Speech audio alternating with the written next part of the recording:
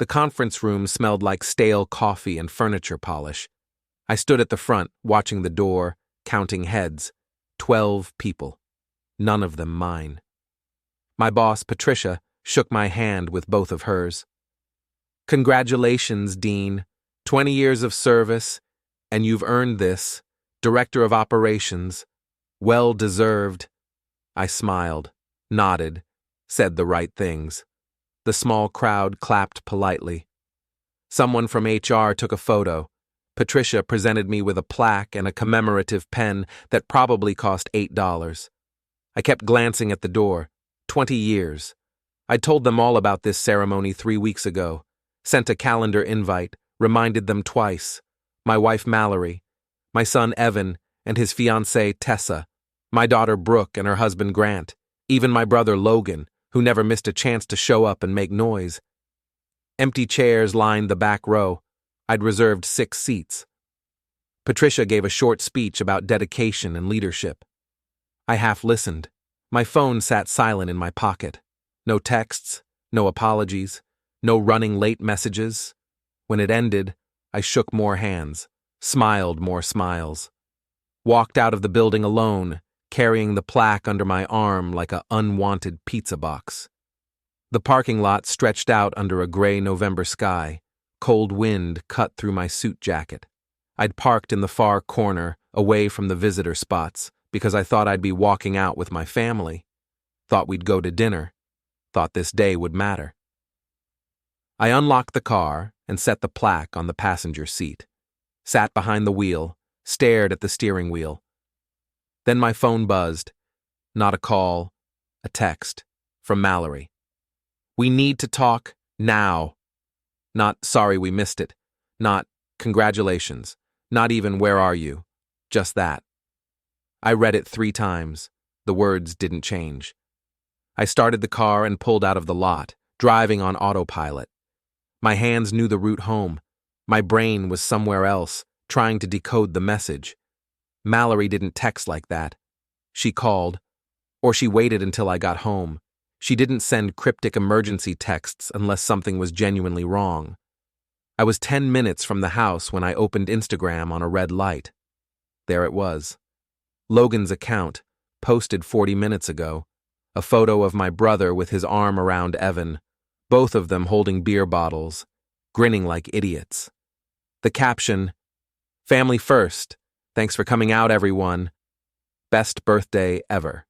I scrolled. More photos. Logan blowing out candles on a cake. Tessa laughing in the background. Brooke and Grant in the corner raising glasses. Mallory standing near the kitchen, smiling but not quite looking at the camera. They were all there. At Logan's birthday party, which wasn't even his real birthday. That was in March. I set the phone down. The light turned green.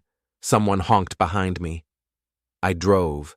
When I pulled into the driveway, Mallory's car was already there. The house looked normal. Lights on in the kitchen, front door closed. I grabbed the plaque and walked inside.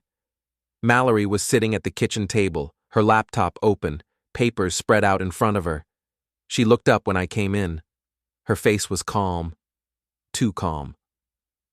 "Hey," I said. "Sit down, Dean." I set the plaque on the counter and pulled out a chair. "What's going on?" She slid her laptop toward me. "Look at this." The screen showed a group chat. I leaned in closer, reading the names at the top. Evan, Brooke, Tessa, Grant, Logan. The chat was titled Operation Cleanup. I scrolled through the messages, my stomach tightening with each line. Evan, Dad's ceremony is at 3. We should all be at Logan's by 2:30. Make sure no one's late. Brooke, what if he asks where we were? Grant, tell him traffic or work. Doesn't matter. He'll believe anything. Tessa, this feels mean. Evan, it's not mean, it's strategy. We need him rattled before the meeting with the lawyers. If he's emotional, he'll sign without reading everything. Logan, you guys are cold. I love it. Brooke, we're not being cold. We're being smart. He's been holding on to control for too long. It's time. Evan, exactly. And once he signs tomorrow, we can move forward with the restructure. He'll still have a title, but no real authority. Clean transition. Grant. What about Mallory? Brooke. She'll go along with it. She always does. I stopped scrolling, looked at Mallory. When did you get this? An hour ago, she said. Brooke sent it to me by accident. She meant to send a recipe, hit the wrong chat. Jesus Christ. Keep reading. I scrolled further. Evan. Dad's going to freak out when he realizes no one came. That's the point. We need him off balance, angry, defensive. Then we hit him with the paperwork. Tessa. What if he doesn't sign? Evan. He will. Logan's going to be there. He'll make it seem like it's no big deal. Just family business. Dad trusts Logan. Logan. I'm a great actor. Brooke. This is going to work. I can feel it. I pushed the laptop away. They planned this. Yes. They skipped my ceremony on purpose. Yes. To make me emotional. To manipulate me into signing something tomorrow. Mallory nodded. There's a meeting scheduled, 10 a.m. at Grant's office. He's a contracts attorney. Did you forget? I didn't forget. I thought it was about estate planning. Brooke said it was routine. It's not routine. Mallory pulled a folder from the stack of papers and opened it. Inside was a printed email. Grant sent this to Brooke 3 days ago. Look at the subject line. I read it. Proposed transfer of authority, Dean Whitfield. Keep reading. I skimmed the email. Legal jargon. But the gist was clear. They wanted me to sign over control of the family business, a logistics company my father had started and I'd built into something real over the past 2 decades. The email outlined a restructuring plan that would make me a figurehead. Evan would take over as CEO. Brooke would manage finances. Grant would handle legal. Logan would sit on the board as a family representative, whatever that meant. I'd get a salary, a title, no power. They think I'm stupid, I said quietly. They think you're sentimental, Mallory corrected. They think you'll cave because you don't want to fight with your kids. And you? I think you need to fight, she said, because if you don't, they'll walk all over you for the rest of your life, and I'm not going to sit here and watch that happen. I looked at her, really looked at her. Mallory had been with me for 28 years. We'd built a life together, raised 2 kids, survived the hard years when money was tight and the business was struggling.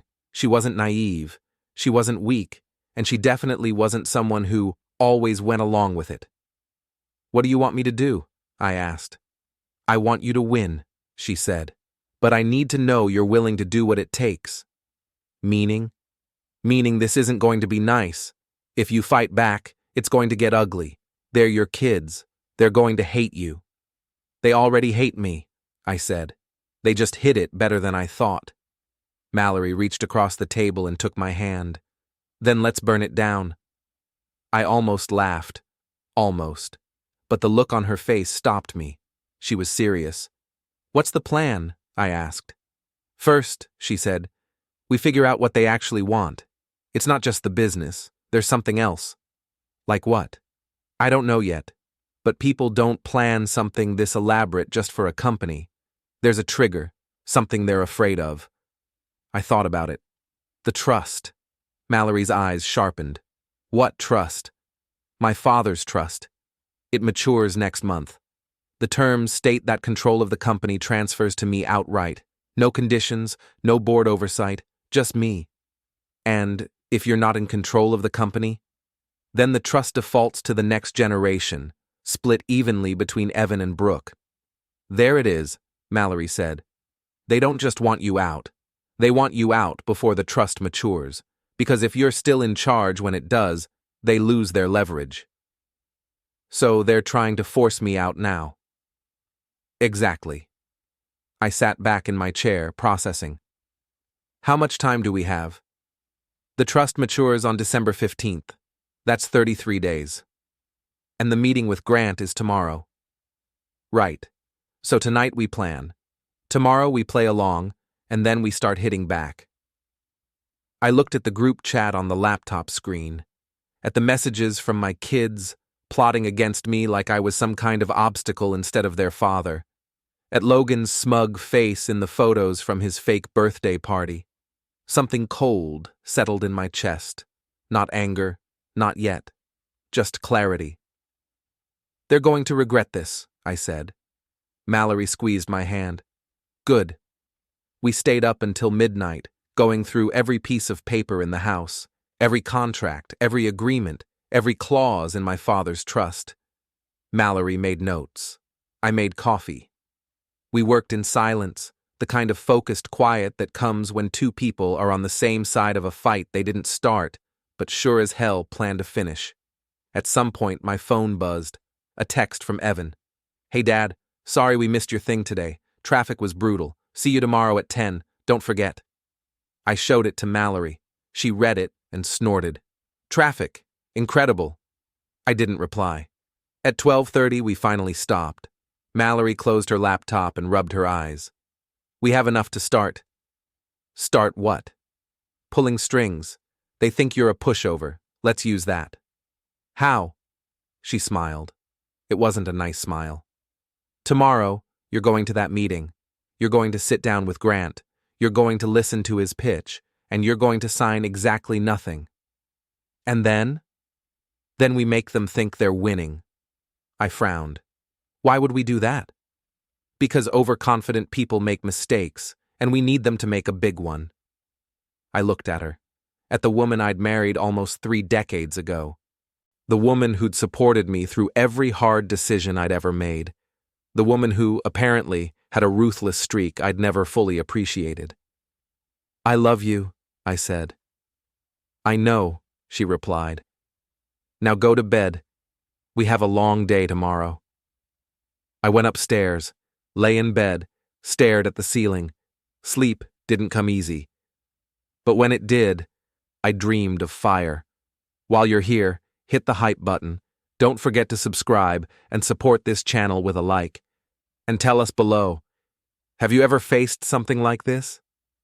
The next morning I woke up at 6. Mallory was already in the kitchen, dressed in business casual, drinking coffee and scrolling through her phone. She looked up when I came in. Sleep okay? She asked. Not really. Good. You'll be sharp. I poured myself a cup and sat down. What's the plan? The plan is you go to that meeting. You listen, you ask questions, you act like you're considering it. And then? Then you tell them you need a few days to think it over. Play the sentimental card. Say you want to talk to me first. Make them believe they've almost got you. What are you going to do? I'm going to the county clerk's office, she said. There are some documents I need to pull, trust filings, business registrations, partnership agreements. If we're going to fight, I need to know exactly what we're working with. You think there's something we missed? I think Grant is a lawyer, and lawyers hide things in fine print. I nodded. What time's your appointment? 9. I'll be done by noon. Call me after the meeting. I finished my coffee and went upstairs to get dressed. Suit and tie. The same one I'd worn to the ceremony yesterday. It felt heavier today. By 9:45, I was pulling into the parking lot of Grant's office building. It was one of those modern glass structures downtown, all sharp angles and reflective surfaces, the kind of place designed to intimidate. I walked into the lobby, took the elevator to the 8th floor, found the suite with Grant's name on the door. Grant Mercer, contract attorney. Inside, a receptionist greeted me with a smile that didn't reach her eyes. Mr. Whitfield, they're waiting for you in the conference room. They? Your family? Of course. She led me down a hallway to a glass-walled room.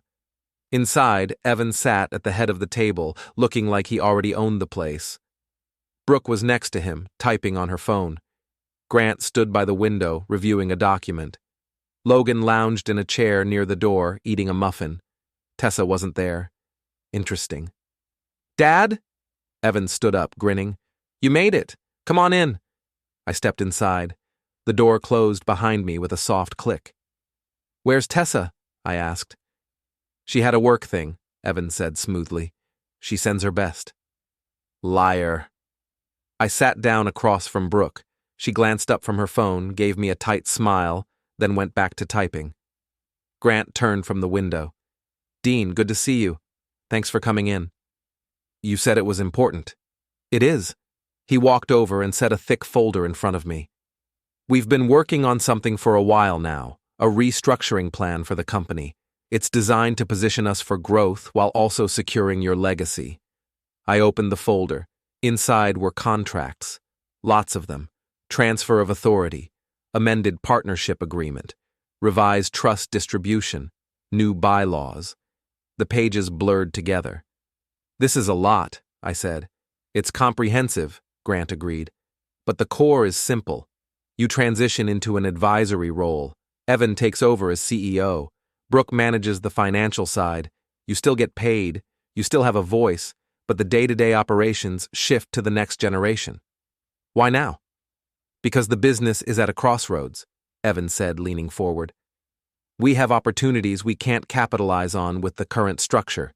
Investors are interested, but they want to see fresh leadership." "Investors," I repeated. "What investors?" "We've been in talks with a private equity group," Brooke said, finally looking up. "They're offering a significant infusion of capital, but the deal requires restructuring." "And you didn't think to tell me?" "We're telling you now," Evan said. I looked at Logan. He was still eating his muffin, watching me like this was a show. "What's your role in this?" He shrugged. "I'm just here for moral support." "Right." I turned back to Grant. "What happens if I don't sign?" "Then we're stuck," Grant said. "The investors pull out, the company stagnates, and in 5 years, when you're ready to retire, there's nothing left to pass on." "Or," Brooke added, "you sign, and we all move forward together." I flipped through the pages, skimmed the clauses. Most of it was standard corporate restructuring language. But buried on page 18 of the transfer of authority document was a line that made my chest tighten. "Signatory waives all future claims to operational control, governance authority, and decision-making capacity in perpetuity." In perpetuity. I closed the folder. "I need to think about this." Evan's smile faltered. "What's there to think about?" "It's a big decision. Dad, we've been over this. It's the right move." "Maybe, but I need to talk to Mallory." Brooke's eyes narrowed. "Why?" "Because she's my wife, and we make decisions like this together." "Since when?" Brooke muttered. I looked at her. "What did you say?" "Nothing." Grant stepped in, smooth as ever. "Dean, I understand. This is a major change. Take a few days. Review the documents. Talk to Mallory. But we need an answer by the end of the week. The investors won't wait forever." "Fine. Great." Grant extended his hand. I shook it, my grip firm. Professional. I stood up, grabbed the folder, and headed for the door. "Dad?" Evan's voice stopped me. I turned. "We're doing this for you," he said. "You know that, right?" I looked at him. At my son. The kid I'd taught to ride a bike. The kid I'd put through college. The kid who was now trying to steal my company out from under me. "Sure," I said. "I know." I walked out. In the elevator, my phone buzzed. A text from Mallory. "How'd it go?" I typed back. "They're worse than we thought." Her reply came instantly. "Good. Meet me at home." By the time I pulled into the driveway, Mallory's car was already there. I found her in the kitchen, papers spread across the table, a laptop open, and a look on her face that told me she'd found something. "What is it?" I asked. She slid a document across the table. "This is the original partnership agreement your father filed when he started the company. Notice anything?" I scanned it. "Looks standard." "Now, look at this." She handed me another document. "This is the version Grant's been working from, the one referenced in the restructuring plan." I compared them. The differences were subtle, but they were there. Clauses about board composition, voting rights, profit distribution. "Someone amended this," I said. "Grant amended it," Mallory corrected. 3 months ago. He filed the changes with the state, but he never notified you. He just did it. Is that legal? Technically, yes, if he had board approval, which he claims he did. But he didn't. No, because there was no board meeting. I checked. No minutes filed. No votes recorded. I stared at her. So the entire restructuring plan is based on a fraudulent amendment. Exactly. And if we prove that, then the amendment is void. The original agreement stands, and you remain in full control. I sat down, processing. How do we prove it? We request the board minutes, formally, in writing. If they can't produce them, the amendment falls apart. And if they fake the minutes? Then we go nuclear. We file a complaint with the state. We demand an audit. We make noise, loud noise. I looked at her. You've been busy. I told you. I'm not letting them take this from you. I picked up the phone and called Patricia, my boss at the corporate office. She answered on the second ring. Dean, what's up? I need a favor, I said. I need you to schedule a board meeting for the family business. This week, emergency session. Okay, what's the agenda? Partnership agreement review, and I need you there as a witness. A witness to what? Corporate fraud. There was a pause. Then, I'm in. Thanks, Patricia. I hung up and looked at Mallory. Meeting's set for Friday. That gives us 3 days. 3 days to what? To make them panic. I frowned. How? She smiled, that dangerous smile again. By letting them think you're about to sign. I'm confused. Call Evan. Tell him you've reviewed the documents.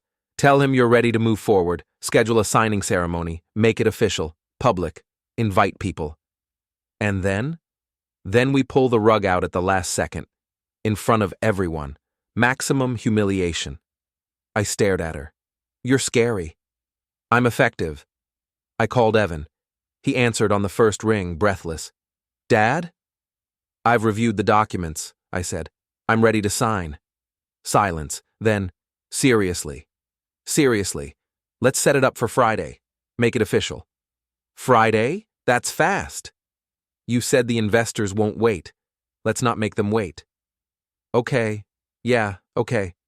I'll call Grant. We'll set it up. Good. Let's do it at the company headquarters. Conference room, noon. Perfect. I'll handle the logistics. Great. See you Friday. I hung up. Mallory was grinning. Hook, line, and sinker. Now what? Now we bait the trap. Over the next 2 days we worked. Mallory pulled every file, every record, every piece of paper that could prove the amendment was illegal. I reached out to old contacts, people who'd been around when my father started the company, people who knew how things were supposed to work. Patricia coordinated with HR, making sure the meeting on Friday would be documented, recorded, witnessed. On Thursday night, my phone buzzed. A text from Brooke. Can't believe you're actually doing this. Thought you'd fight harder. I didn't reply. Another text, this time from Logan. Proud of you, bro. You're doing the right thing. Delete. Evan sent a group message to the family chat, the one that didn't include me. Dad's signing tomorrow. We did it. Mallory showed me the screenshot. Someone had forwarded it to her, probably Tessa. They think they've won, I said. Let them, Mallory replied. Friday morning came fast. I got dressed in my best suit, navy blue, red tie, the kind of outfit you wear when you mean business. Mallory wore a gray dress, professional, sharp. We drove to the company headquarters together, neither of us speaking. The building was a 3-story structure on the edge of town, surrounded by warehouses and freight yards. My father had built it 40 years ago.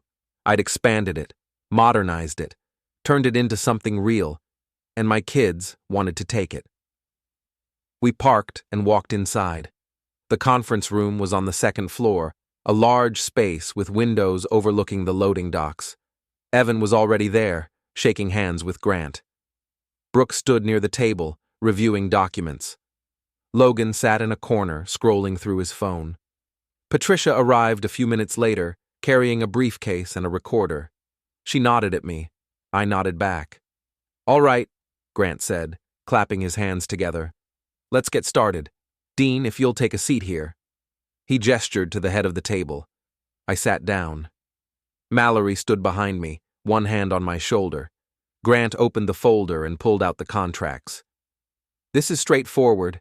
We'll go page by page.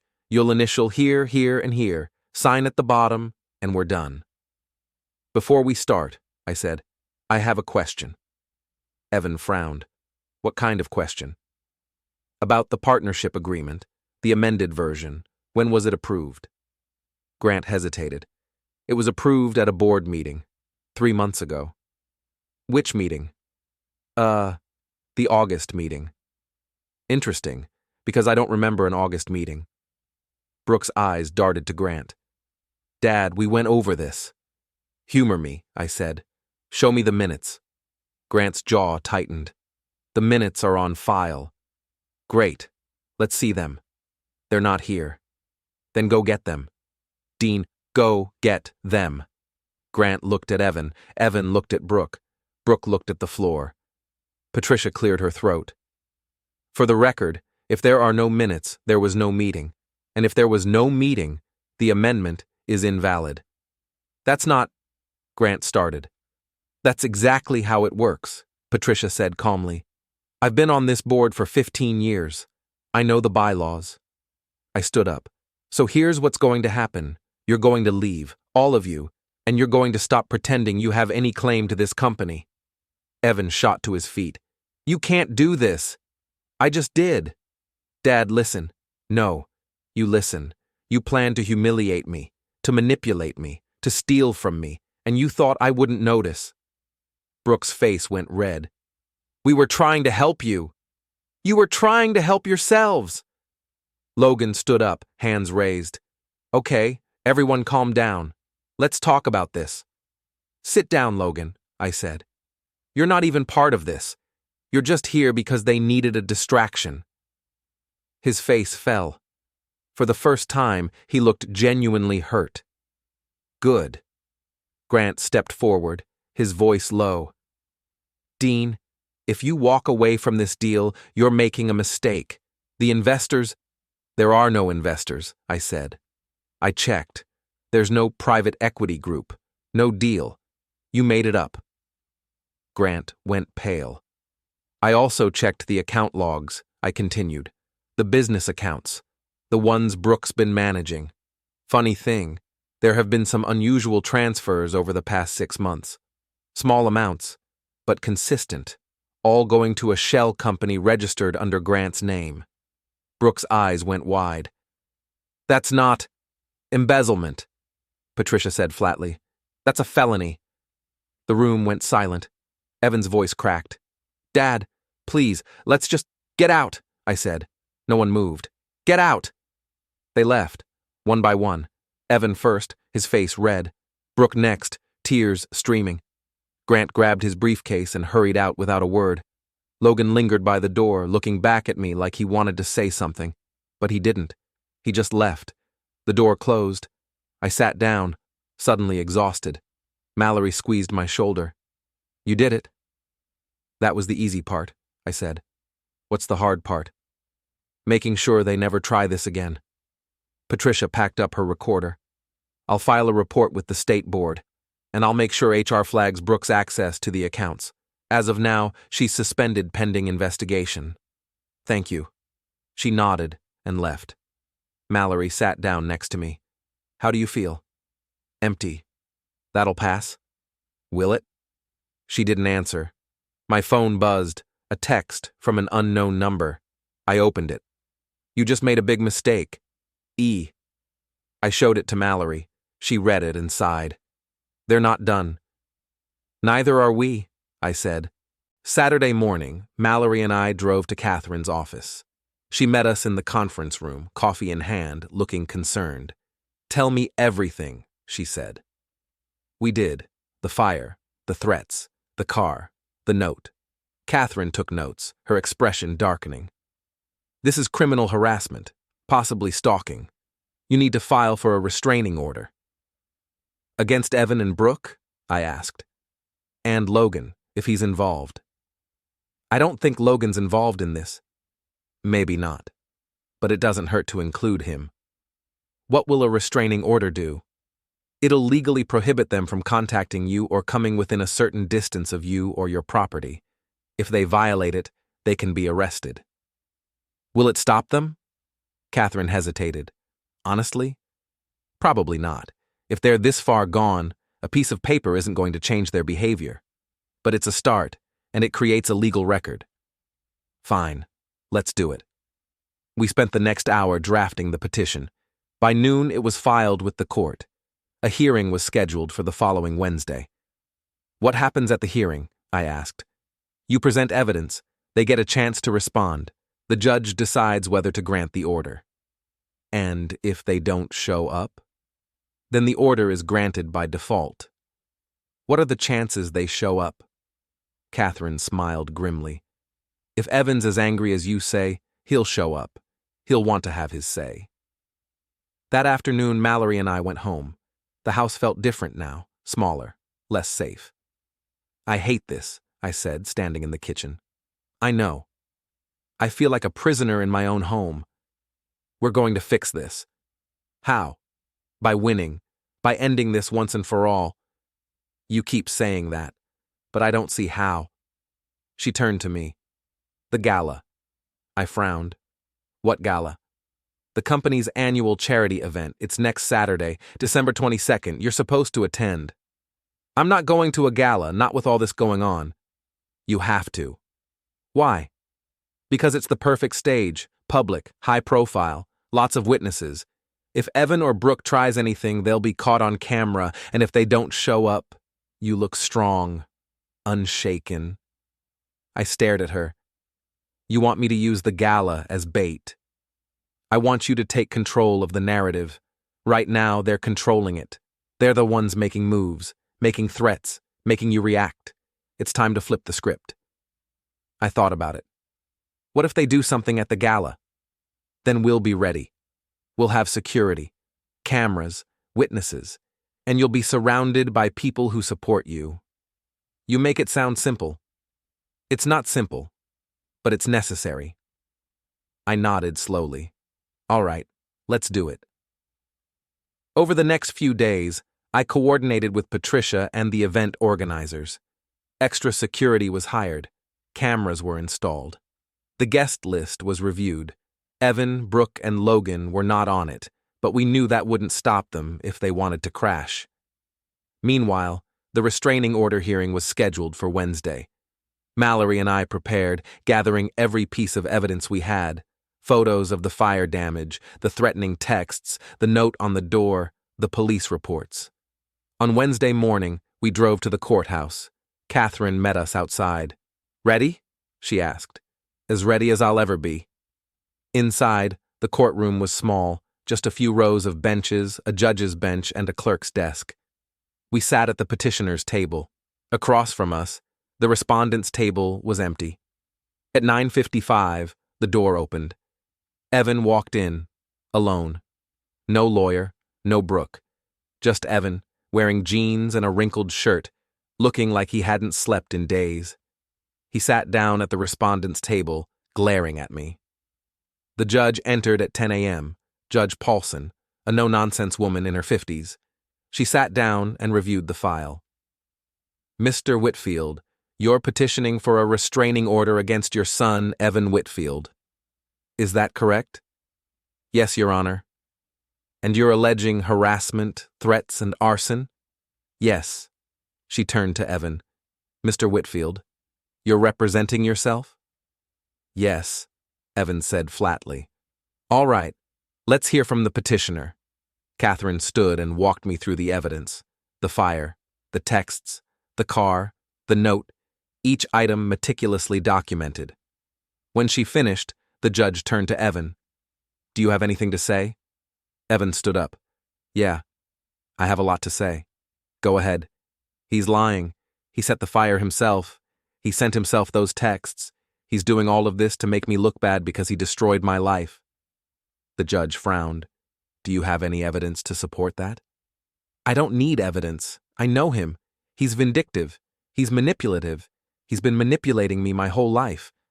That's not an answer. It's the truth. Mr. Whitfield, sit down. Evan's face went red. You're not listening to me. Sit down. Now. He sat. The judge looked at Catherine. Do you have anything else? No, Your Honor. The evidence speaks for itself. The judge nodded. I'm granting the restraining order. Evan Whitfield is prohibited from contacting Dean Whitfield or coming within 500 feet of his person or property. Violation of this order will result in immediate arrest. Do you understand, Mr. Whitfield? Evan stared at the judge, his jaw clenched. Then he stood up and walked out without a word. Catherine exhaled. That went well. Did it? I asked. He didn't put up a fight. That's a win. He looked like he was about to explode. He's not our problem anymore. If he violates the order, he goes to jail. We left the courthouse. Mallory was waiting outside. How'd it go? She asked. We got the order. Good. Evan looked unhinged. Even better. The more unstable he looks, the less credible he is. I nodded, but I couldn't shake the image of his face, the rage in his eyes. He's going to do something, I said. Let him, Mallory replied. We're ready. That night, I got a call from Patricia. Dean, we have a problem. What kind of problem? Evan contacted the board. He's claiming you're mentally unfit to run the company. He's demanding an emergency review. I closed my eyes. Of course he is. I told the board it's baseless, but they have to investigate. It's policy. Another investigation. I'm sorry, but this one should be quick.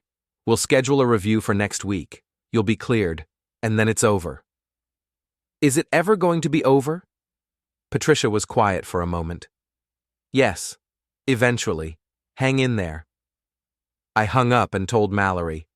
He's desperate, she said. He's throwing everything at the wall, hoping something sticks. What if something does?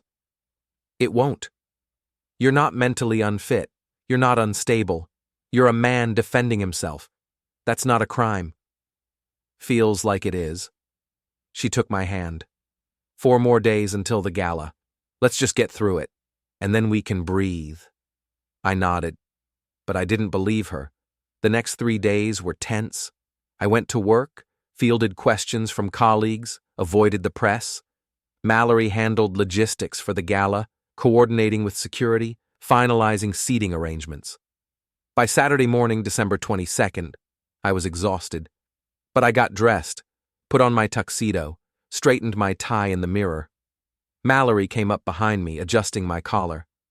You look good. I feel like hell. Fake it till you make it. We drove to the Riverside Hotel.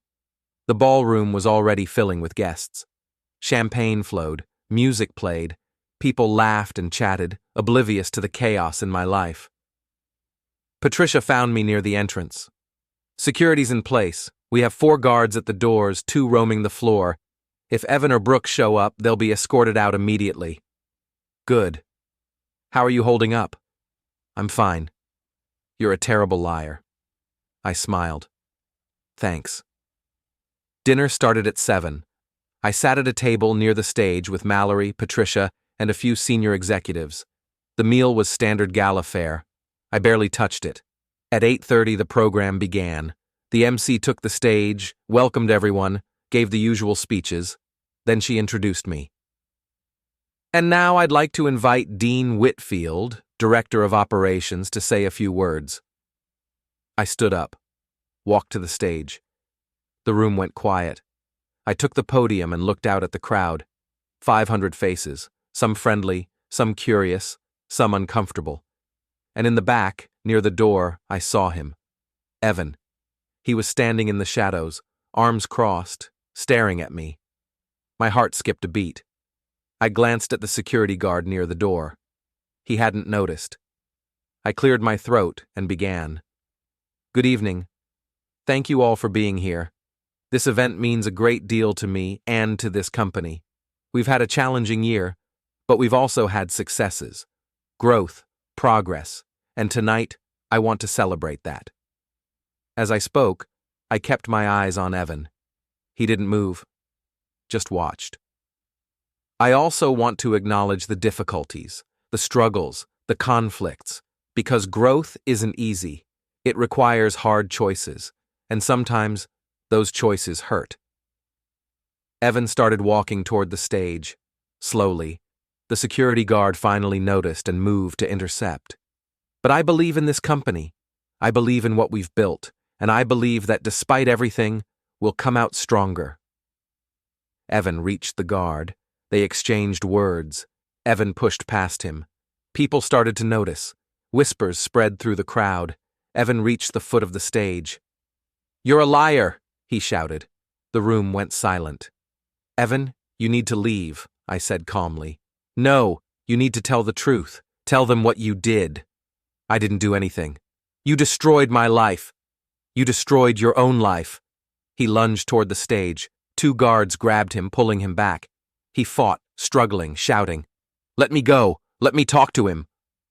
"Sir, you need to leave," one of the guards said firmly. "I'm not leaving until he admits what he did." The guards dragged him toward the door. Evan twisted, looking back at me, his face twisted with rage. "This isn't over!" he screamed. "You hear me? This isn't over!" They pulled him out. The door closed. The room was silent. I stood at the podium, my hands shaking. Mallory was on her feet, moving toward the stage. Patricia was already calling the police. I looked out at the crowd, at the shocked faces, the phones recording, the judgment, and I realized something. This was never going to end. Not really. Not as long as Evan and Brooke believed they'd been wronged. Not as long as they had anger to fuel them. But I couldn't let that control me. I took a breath and leaned into the microphone. "I apologize for the disruption," I said. "Family conflicts are painful, but they don't define us. What defines us is how we move forward. Together. With integrity." Applause. Scattered at first, then building. I stepped down from the stage. Mallory met me halfway. "Are you okay?" "No, but I will be." The police arrived 20 minutes later, took statements, reviewed the security footage, confirmed that Evan had violated the restraining order. "We'll arrest him tonight," the officer said. "Good," I replied. By midnight, the gala was over. Mallory and I drove home in silence. When we got there, I poured myself a drink and sat on the couch.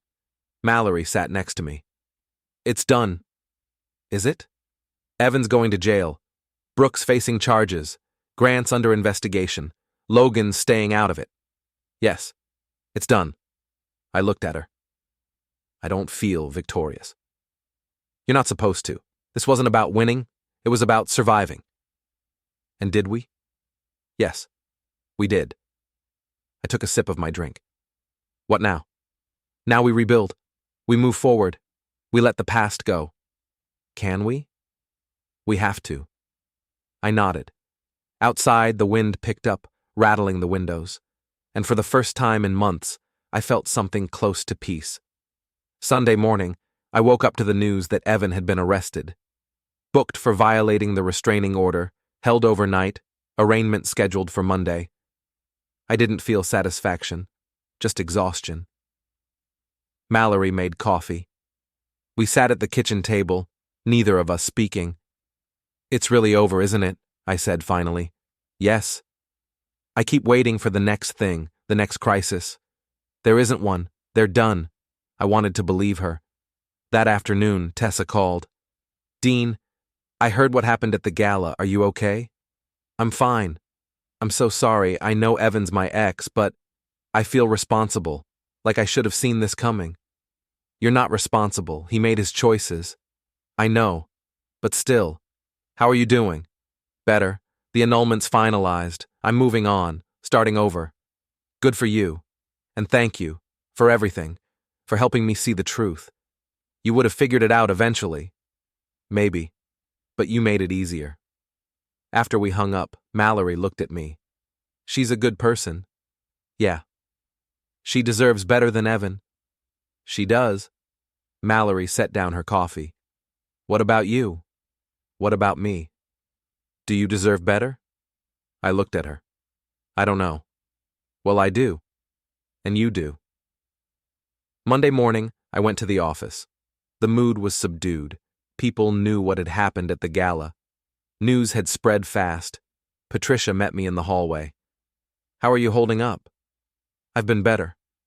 The board met this morning. They've dropped the mental fitness review, unanimously. That's good. More than good. It's a vindication. They see you for who you are, a leader who stood up for himself. I don't feel like a leader. You don't have to. You just have to keep going. I nodded. That afternoon, Catherine called. Evan's arraignment was this morning. He pled not guilty. Bail was set at $10,000. He posted it. So he's out. For now. But the restraining order still stands. If he comes near you, he's going back in. What about the criminal case? Trial's set for March. But honestly, I think he'll plead out. The evidence is overwhelming. And Brooke? Her trial's in February. She's facing 3 to 5 years if convicted. Jesus. It's harsh. But she embezzled nearly $50,000. The state takes that seriously. I hung up and stared out the window. It should have felt like victory, but it just felt hollow. That night, Mallory and I had dinner at home. Chicken, rice, salad. The kind of meal you make when you're too tired to care. I've been thinking, Mallory said. About? About us. About what comes next. What do you mean? We've spent the last 2 months fighting, defending, surviving. But what do we do when the fight's over? We live. That's it? Just live? Isn't that enough? She smiled. Yeah, I guess it is. We finished dinner in silence. Later that night, I got a text from Logan. Can we talk? I almost ignored it, but something made me respond. When? Tomorrow. Coffee? Fine. The next morning, I met Logan at Rosie's diner. He was already there, sitting in the same booth we'd used before. Thanks for coming, he said when I sat down. What do you want, Logan? I want to apologize. I blinked. What?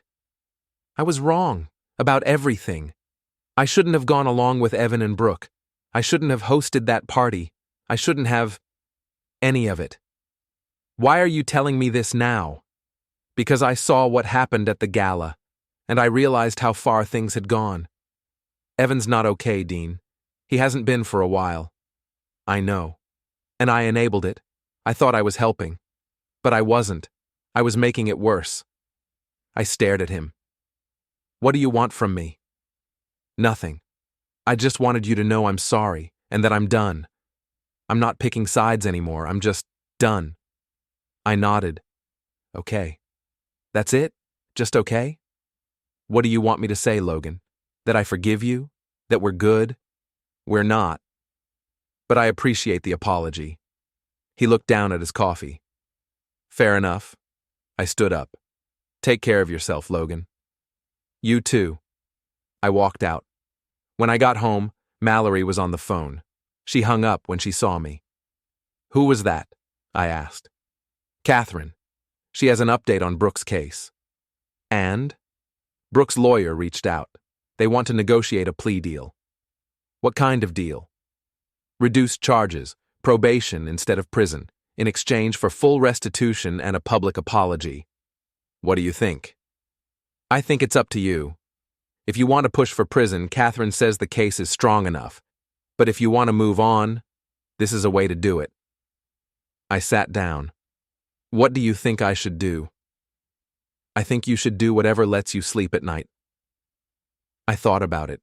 About Brooke. About the daughter I'd raised. The girl who'd once looked up to me. The woman who'd tried to destroy me. Tell Catherine to accept the deal, I said.